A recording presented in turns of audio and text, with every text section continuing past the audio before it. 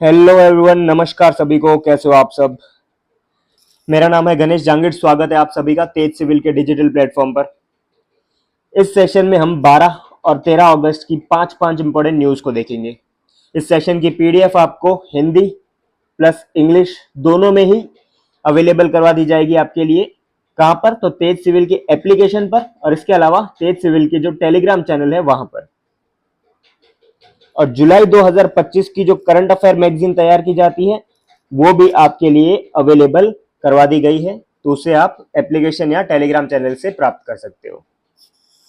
चलिए सेशन को आगे बढ़ाते हैं और सबसे पहले देखते हैं अपना पहला न्यूज या पहली जो समाचार है। 12 अगस्त की पहली न्यूज है वर्ल्ड लायन डे या विश्व शेर दिवस 2025।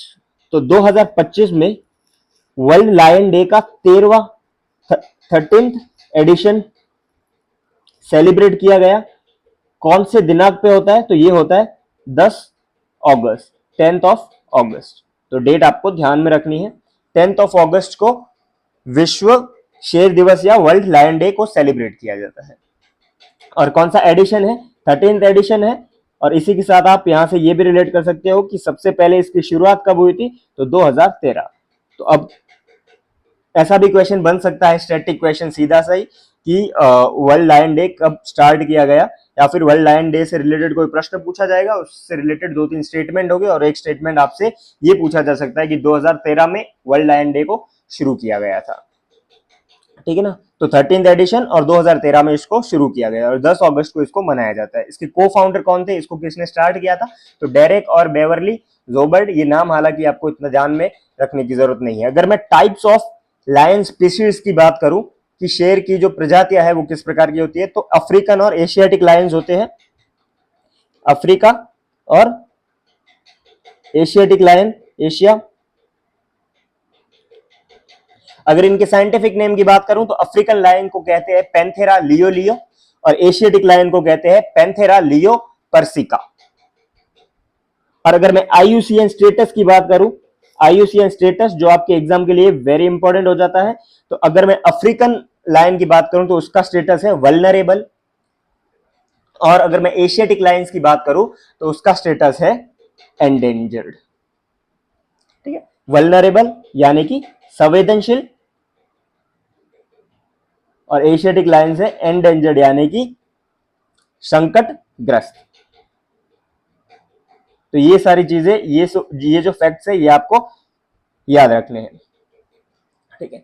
इसके अलावा अगर लायंस की जनसंख्या की बात करें और उसमें से भी स्पेसिफिकली इंडिया से रिलेटेड, तो ऐसा देखा जा सकता है कि पिछले 5 वर्षों में यानी कि 2020 से लायंस की जो जनसंख्या है वो 32.2% की वृद्धि करके कितनी हो चुकी है? 891, 891। ये आप देख सकते हो, जो कि 2020 में कितनी थी? 634। तो ये डेटा आपको ध्यान में रखना है। 891 अभी जो एशियाटिक लायंस है वो भारत में पाए जाते हैं। और मुख्यतः कहां पर भारत में? तो मुख्यतः भारत में जो गिर राष्ट्रीय उद्यान है वहां पर ये पाए जाते हैं।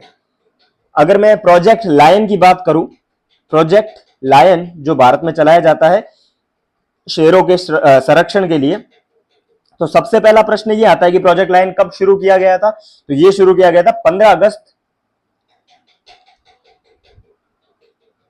2020 को। ठीक है। और इसकी अवधि की बात करें तो इसकी टोटल अवधि है 10 वर्ष। अगर इसके स्टार्ट की बात करें तो 15 अगस्त 2020 को, और इसकी अवधि होगी टोटल 10 वर्ष। तो ये आपको अवधि भी ध्यान में रखना है। इसके लिए टोटल बजट की बात करें तो इसका टोटल बजट है 2927.71 करोड़। ठीक है। तो ये सारे फैक्ट आपको आपके एग्जाम के लिए ध्यान में रखने हैं। अगर मैं पीवाईक्यू की बात करूं कि किस प्रकार के प्रश्न पूछे जाते हैं इस टॉपिक से या इस प्रकार के टॉपिक से, तो आप देख सकते हो कि आरएस में एक प्रश्न पूछा गया है, दिनांक पर आपको सुमेलित करना था। 2 सूचियां दी गई है कि कौन सा डे है और किससे रिलेटेड है। तो आप देख सकते हो 11 जुलाई वर्ल्ड लिटरेसी डे, 12 अगस्त नेशनल स्पोर्ट्स डे, 29 अगस्त इंटरनेशनल यूथ डे और 8 सितंबर वर्ल्ड पॉपुलेशन डे। तो इसी प्रकार से यहां से भी प्रश्न एक बन सकता है। एक प्रश्न बना, राजस्थान में the energy conservation day is celebrated. ठीक है ना। एनर्जी कंजर्वेशन यानी ऊर्जा सुरक्षा दिवस कब मनाया जाता है, ये पूछा गया।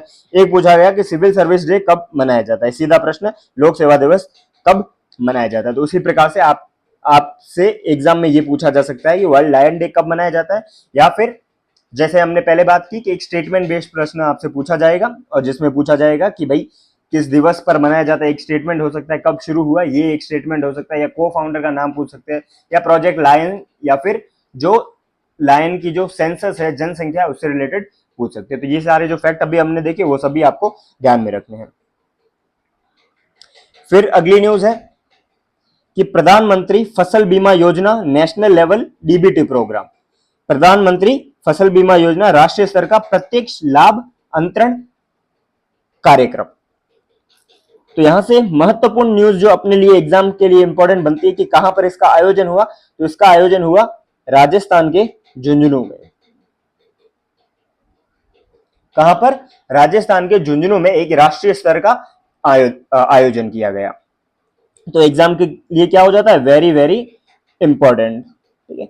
इस दौरान कौन कौन उपस्थित थे, तो मुख्यमंत्री भजनलाल शर्मा, यूनियन मिनिस्टर शिवराज सिंह चौहान, और इसके अलावा केंद्रीय मंत्री भागीरथ चौधरी और स्टेट मिनिस्टर किरोड़ी लाल मीणा भी अवेलेबल थे। तो ये नाम आपको ध्यान में रखना है, आपसे एग्जाम में नाम भी पूछा जा सकता है कि इस दौरान कौन कौन जो है प्रेजेंट थे। ठीक है। और इस दौरान टोटल कितने, 27 लाख जो किसानों को 1200 करोड़ की राशि बीमा के रूप में दी गई। ठीक है ना। कितनी, 27 लाख किसानों को 1200 करोड़ की राशि बीमा के रूप में दी गई। और कहां पर इसका आयोजन हुआ था, झुंझुनू राजस्थान में। या पीआईबी का जो क्लिप है वो देख सकते हो कि under the leadership of PM Shri Narendra Modi a grand program of for farmer safety and crop insurance claim payment will be held tomorrow in Rajasthan. तो सीधी पीआईबी की न्यूज है, आपके एग्जाम के लिए क्या हो जाती है, वेरी इंपॉर्टेंट। अगर पीवाईक्यू देखे तो आप देख सकते हो कि स्कीम से रिलेटेड काफी पीवाईक्यू पूछे गए। उसी प्रकार से ये भी पूछा गया था यहाँ पर इंदिरा महिला शक्ति उड़ान स्कीम के बारे में ऑब्जेक्टिव पूछा, जो हमने लास्ट सेशन में भी देखा था। और एक स्कीम पूछी गई थी जिसमें उसका ऑब्जेक्टिव दिया गया था और पूछा गया था ये कौन सी स्कीम है। तो इसी प्रकार से प्रश्न यहां से भी बन सकता है कि प्रधानमंत्री फसल बीमा योजना का उद्देश्य पूछ लेंगे, या पूछ लेंगे कि कहां पर इसका आयोजन हुआ था, या फिर कितने लाख करोड़, या फिर कितने करोड़, या कितना जो बजट है आवंटित किया गया। ये सारे जो इस प्रकार से जो प्रश्न यहां से बन सकता है। नेक्स्ट न्यूज देखते हैं। Philippines president Ferdinand Marcos junior state visit to India. Philippines के राष्ट्रपति फर्डिनेंड मार्कोस जूनियर की भारत की राजकीय यात्रा। तो सबसे पहले फिलीपींस के राष्ट्रपति फर्डिनांड की ये पहली फर्स्ट इंडिया विजिट थी। तो ये सबसे पहले आपको ध्यान रखना है। और ये इनकी 5 दिवसीय विजिट थी, 5 डेज। और प्रधानमंत्री नरेंद्र मोदी के आमंत्रण पर ये भारत आए थे। इन दौरान इनके साथ फर्स्ट लेडी लुइस अर्नेटा मार्कोस भी अवेलेबल थी। ठीक है।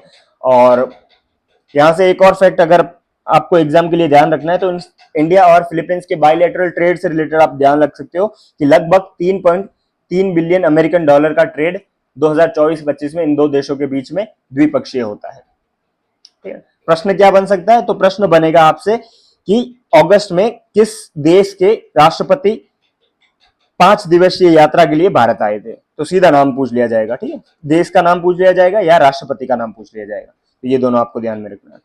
पीवाईक्यू देखते हैं। ये देख सकते हो कि निम्नलिखित में से किस उत्पाद के जीआई टैग की संभावना के अध्ययन हेतु फ्रांस के प्रतिनिधि मंडल ने जुलाई 2024 में राजस्थान का दौरा किया। तो एक विजिट के ऊपर ये प्रश्न था। तो विजिट के ऊपर प्रश्न पूछे जाते हैं। ये पूछा, head of government of which country cancelled his official visit to US in October 2013 as a protest against electronic surveillance under prism programme.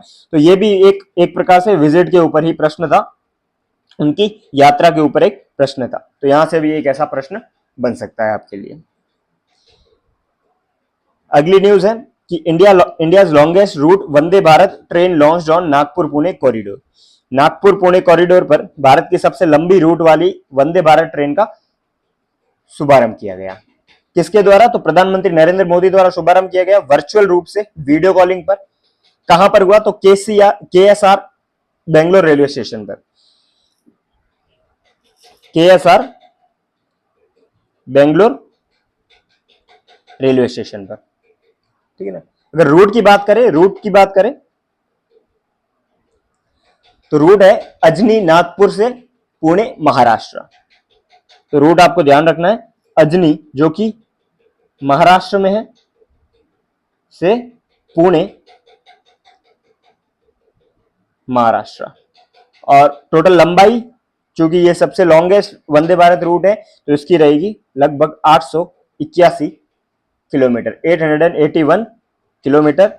और इसके लिए टोटल टाइम लगेगा 12 घंटे।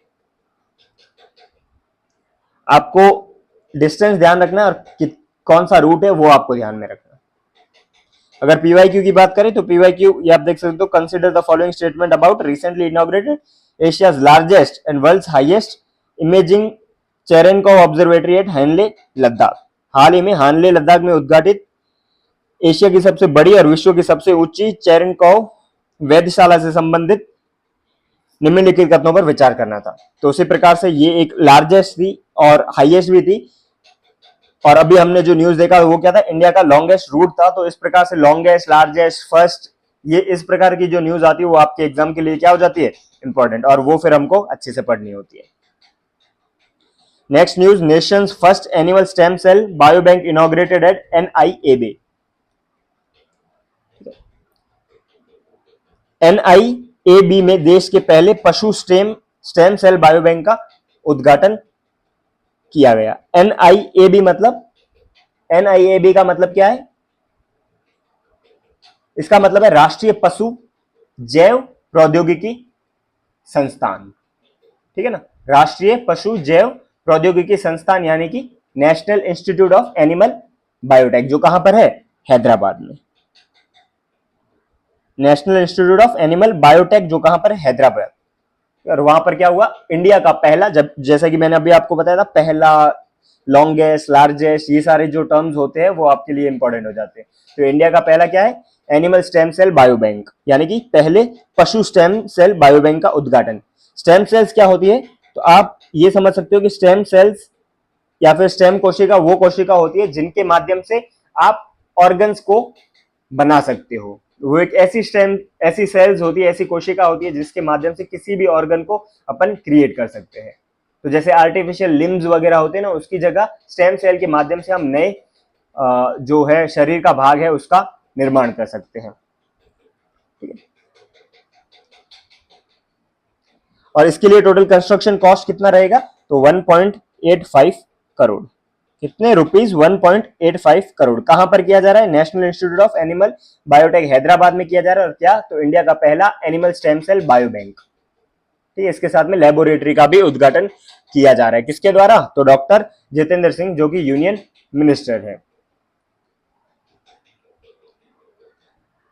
पीवाईक्यू की बात करें तो देख सकते हो, भारत के पहले खुले संग्रहालय शहीदी पार्क का हाल ही में किस शहर में उद्घाटन किया गया, तो भारत का पहला था। तो प्रश्न में इससे रिलेटेड एग्जाम में प्रश्न पूछा गया, यहां पूछा गया कि India first nano cellulose plant develop by ICAR Mumbai is related to, तो ये इंडिया का पहला था, यहां से प्रश्न पूछा गया। और यहां से ये पूछा गया, in which of the following city India first 3D printed post office has been inaugurate. उसी प्रकार से जैसा मैंने अभी आपको बताया कि ये भी प्रश्न पूछा जा सकता है कि इंडिया का पहला bio bank, animal stem cell bio bank कहां पर बना, तो ये आपको ध्यान रखना है, national institute of animal bio technology जो कि हैदराबाद में है, उससे रिलेटेड प्रश्न बन सकता है आपके एग्जाम के लिए। इसके अलावा आपके 5 अप्रैल 2026 को PSI का डेट अनाउंस कर दिया गया है RPSC द्वारा।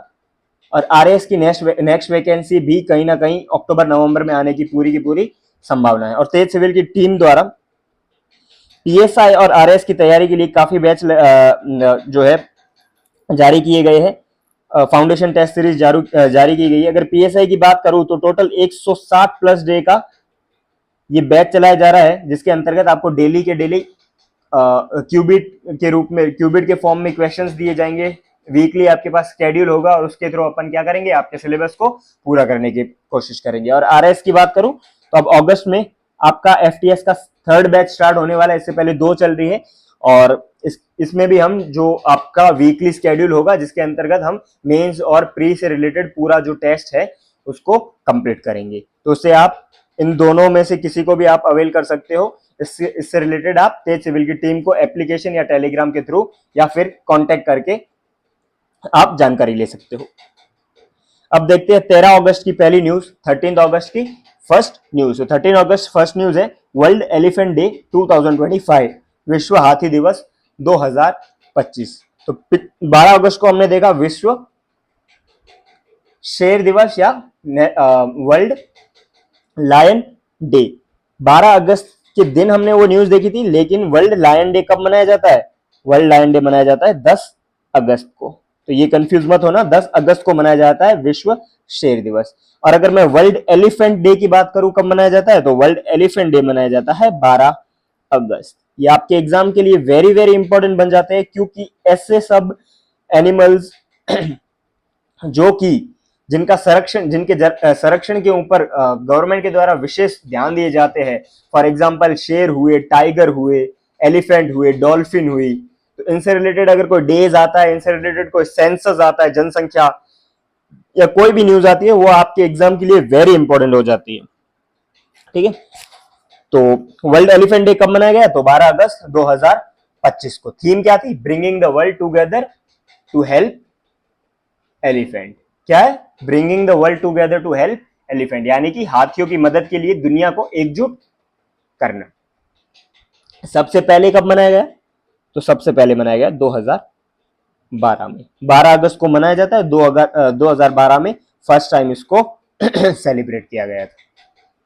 कंसेप्चुअलाइज किसके द्वारा? तो कई लोगों द्वारा, जैसे पैट्रिका सिम्स, माइकल क्लार्क और दादर नांदा, ये सेक्रेटरी थे, इनके द्वारा, थाईलैंड के थे ये, इन तीनों के द्वारा इसको कंसेप्चुअलाइज किया गया था। हालांकि ये 3 नाम आपके एग्जाम के लिए ज्यादा इंपॉर्टेंट नहीं है, आप बस ये ध्यान रखना 2012 में इसको शुरू किया गया था, 12 अगस्त को इसको मनाया जाता है। अगर मैं एलिफेंट की स्पीशीज की बात करूं तो अफ्रीकन सवाना एलिफेंट होते हैं, इसके अलावा अफ्रीकन फॉरेस्ट एलिफेंट और एशियन एलिफेंट भी पाए जाते हैं। ठीक है, अगर मैं भारत में हाथियों की जनसंख्या के बारे में बात करूं तो total 29,964 wild Asian elephant Bharat में पाए जाते हैं। कितने? 29,964 वाइल्ड एशियन एलिफेंट भारत में पाए जाते हैं। भारत में अगर मैं एलिफेंट रिजर्व्स की बात करूं तो टोटल 33 एलिफेंट रिजर्व्स यानी कि हाथी अभ्यारण्य है। और हाथी गलियारे की बात करूं, गलियारे यानी कॉरिडोर्स, तो 150 हाथी गलियारे है। ठीक है, अब मैं बात करता हूं प्रोजेक्ट एलिफेंट के बारे में। जैसे हमने पहले बात की प्रोजेक्ट लायन, जो कि 2020 में शुरू किया गया था। अगर मैं प्रोजेक्ट एलिफेंट की बात करूं तो इसकी शुरुआत हुई थी 1992 में, 1992 यानी 1992 में। और ये किस प्रकार की स्कीम है या किस प्रकार का प्रोजेक्ट है? तो ये सेंट्रली स्पॉन्सर्ड स्कीम है और इसका उद्देश्य तो हाथियों के संरक्षण के रूप में इसका कार्य किया जाएगा। ठीक है, अगर पीवाईक्यू की बात करें तो जैसे हमने पहले पिछली स्लाइड में देखा था हमने कि डे से रिलेटेड आपसे पीवाईक्यू पूछे जाएंगे, तो आपको ध्यान में रखना है लायन डे का भी और एलिफेंट डे का। हो सकता है ऐसे ही सम्मिलित वाला प्रश्न आपसे पूछ लिया जाए जिसमें 2 या 3 दिनांक दे दी जाएगी, जिसमें लायन डे, एलिफेंट डे या टाइगर डे को इंटरचेंज कर दिया जाएगा। अगली न्यूज आपके लिए, India defence production reaches record 1.51 lakh crore in financial year 2025। वित्त वर्ष 2025 में भारत का रक्षा उत्पादन रिकॉर्ड 1.51 यानी 1.5151 लाख करोड़ तक पहुंचा। किसके द्वारा जानकारी दी गई? तो यूनियन मिनिस्टर जो डिफेंस के हैं, राजनाथ सिंह, इनके द्वारा जानकारी दी गई। अगर मैं बात करूं ईयर ऑन ईयर यानी वर्ष दर वर्ष कितनी ग्रोथ हुई, तो पिछले वर्ष से 18% ग्रोथ हुई। पिछले वर्ष हुई थी 1.27 लाख करोड़ का प्रोडक्शन और फाइनेंशियल 2025 में हुई है 1.51 लाख करोड़ का प्रोडक्शन, जो कि 18% वृद्धि है। और 2020 से अगर मैं वृद्धि की बात करूं तो 2020 से लगभग 90% की ग्रोथ हुई है। 2020 में थे 79,000 71 करोड़, 79,071 का जो है प्रोडक्शन हुआ था, और इस वर्ष हुआ है 1.51 लाख करोड़। ठीक, तो ये भी क्या होता है आपके एग्जाम के लिए इंपॉर्टेंट हो जाता है। पीवाईक्यू देखते हैं, तो पीवाईक्यू ये पूछा गया है which of the following statement related to pharmaceutical is not correct. तो यहाँ पर प्रोडक्शन के बारे में पूछा है कि इंडिया की क्या रैंकिंग है वगैरह, ये सारी चीजें, तो यहाँ से भी ये प्रश्न पूछा जा सकता है। अच्छा, यहाँ से एक और चीज आपको ध्यान में रखनी है, अगर आप करंट अफेयर रेगुलरली फॉलो करते हो तो सिप्री की एक रिपोर्ट आती है जो कि वर्ल्ड लेवल पर डिफेंस से रिलेटेड आपकी रैंकिंग लाते हैं कि कौन सी किसकी सेना ज्यादा पावरफुल है, या फिर सबसे ज्यादा प्रोडक्शन कौन सा देश करता है डिफेंस प्रोडक्शन। तो सिप्री की रिपोर्ट्स भी आपको ध्यान में रखनी है। इसके साथ ही हो सकता है ऐसा ही स्टेटमेंट बेस्ड आपसे प्रश्न पूछा जाए। Next news, union cabinet approve 4 new semiconductor assembly and testing facilities. केंद्रीय मंत्रिमंडल की मंजूरी 4 नई सेमीकंडक्टर असेंबली और परीक्षण सुविधाएं जो है लॉन्च कर दी गई। ये पीआईबी की न्यूज है, आप देख सकते हो, न्यू सेमीकंडक्टर मैन्युफैक्चरिंग यूनिट। अब यहां पर आपके लिए क्या इंपॉर्टेंट हो जाती है, यहां पर आपके लिए इंपॉर्टेंट हो जाती है प्लेसेस कि कहां पर की जा रही है। तो कहां पर की जा रही है, पंजाब में, ओडिशा में, और साथ ही आंध्रा में। तो इन 3 स्थानों पर टोटल 4 फैसिलिटीज, पंजाब, ओडिशा व आंध्रा में 4 सेमीकंडक्टर से रिलेटेड फैसिलिटीज की स्थापना की जा रही है। किसके अंतर्गत, तो इंडिया का जो सेमीकंडक्टर मिशन है, इंडिया सेमीकंडक्टर मिशन, उसके तहत। और इसके मैं बजट की बात करूं इन चारों सेमीकंडक्टर फैसिलिटीज के लिए, तो टोटल 4,600 करोड़ का बजट आवंटित किया गया है। और इसके अंतर्गत क्या किया जाएगा, इंडिया का जो इलेक्ट्रॉनिक मैन्युफैक्चरिंग इकोसिस्टम है उसको मजबूत किया जाएगा, और सेमीकंडक्टर मैन्युफैक्चरिंग को क्या किया जाएगा, बढ़ाया जाएगा। अगर पीवाईक्यू की बात करें तो आप देख सकते हो, ये पूछा गया कि for popularisation of science and tech in the state the government establish science centres and science park in Rajasthan, identify the correct places where science park has been establish. उसी प्रकार से प्रश्न बन सकता है आपसे आपके लिए कि जो 4 न्यू सेमीकंडक्टर फैसिलिटीज बन रही है वो कहां पर बन रही है या क्या बजट है उसका, तो ये आपको ध्यान में रखना है। इसके अलावा आपने रिसेंटली एक और न्यूज देखी होगी कि ब्रह्मोस की फैसिलिटी, टेस्टिंग फैसिलिटी का उद्घाटन लखनऊ में किया गया है, तो वो भी न्यूज है, आपको ध्यान में रखना है। वेरी वेरी इंपॉर्टेंट थी वो न्यूज, काफी चर्चा में थी, तो वो आपको ध्यान में रखना है। ठीक है, next news, new vice chancellor of Haridev Joshi university of journalism and mass communication. Haridev Joshi पत्रकारिता व जनसंचार विश्वविद्यालय के नए कुलपति का क्या हुआ है, नियुक्ति हुई है।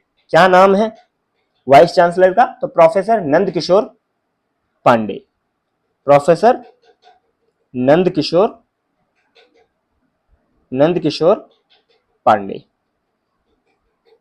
ठीक है, नाम आपको ध्यान में रखना है। कितना टेन्योर, क्या कार्यकाल रहेगा, तो इनका टोटल 3 इयर्स या 3 वर्ष। और कब इनकी नियुक्ति हुई है, डेट्स मैंने आपको बताया कि आपके एग्जाम के लिए क्या हो रहे हैं, अब इंपॉर्टेंट हो रहे हैं। तो नियुक्ति हुई है 11 अगस्त 2025 को, किसके द्वारा, तो राजस्थान के जो गवर्नर है हरिभाऊ बागड़े, उनके द्वारा इनको नियुक्त किया गया। तो ये सारी न्यूज थी, आपको ध्यान में रखनी है। या फोटो देख सकते हो प्रोफेसर नंदकिशोर पांडे का। पीवाईक्यू देखते हैं, तो ये देखो, who is appointed as new chairperson of Lalit Kala Akademi, यानी कि ललित कला अकादमी का नया अध्यक्ष किसे नियुक्त किया गया। ये एक अपॉइंटमेंट से रिलेटेड प्रश्न था कि जस्टिस सुरेंद्र कुमार सिन्हा, सीधा नाम पूछ लिया, और ये आपसे पूछा कि ये न्यूज में रिसेंटली क्यों थे।